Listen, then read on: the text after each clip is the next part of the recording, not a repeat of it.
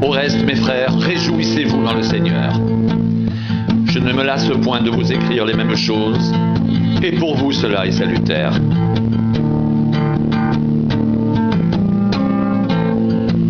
Prenez garde aux chiens, prenez garde aux mauvais ouvriers, prenez garde aux faux circoncis, car les circoncis, c'est nous qui rendons à Dieu notre culte par l'Esprit de Dieu, qui nous glorifions en Jésus-Christ et qui nous mettons point notre confiance en la chair. Moi aussi, cependant, j'aurais sujet de mettre la confiance en la chair.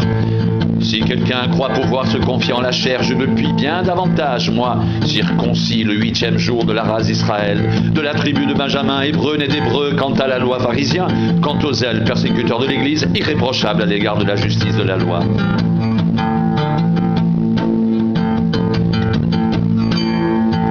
Mais ces choses, qui étaient pour moi des gains, je les ai regardées comme une perte à cause de Christ.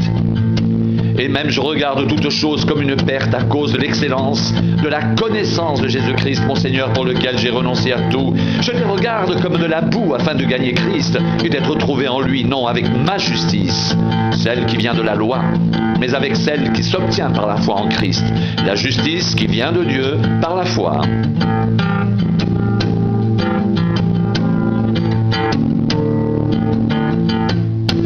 Ainsi, je connaîtrai Christ et la puissance de sa résurrection et la communion de ses souffrances en devenant conforme à lui dans sa mort pour parvenir, si je le puis, à la résurrection d'entre les morts.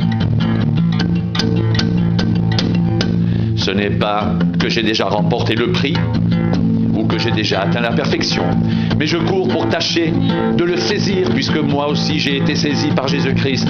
Frère, je ne pense pas l'avoir saisi, mais je fais une chose, oubliant ce qui est en arrière et me portant vers ce qui est en avant. Je cours vers le but pour remporter le prix de la vocation céleste de Dieu en Jésus-Christ.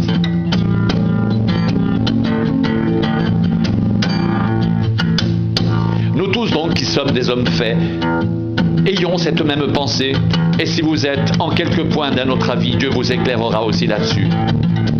Seulement au point où nous sommes parvenus, marchons d'un même pas. Soyez tous mes imitateurs, frères, et portez les regards sur ceux qui marchent selon le modèle que vous avez en nous. Car il en est plusieurs qui marchent en ennemis de la croix de Christ. Je vous en ai souvent parlé, et j'en parle maintenant encore en pleurant.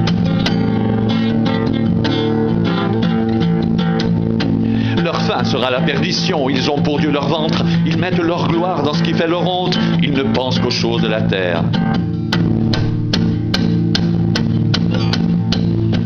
Mais nous sommes citoyens des cieux, d'où nous attendons aussi comme sauveur le Seigneur Jésus-Christ, qui transformera le corps de notre humiliation en le rendant semblable au corps de sa gloire, par le pouvoir qu'il a de s'assujettir toutes choses.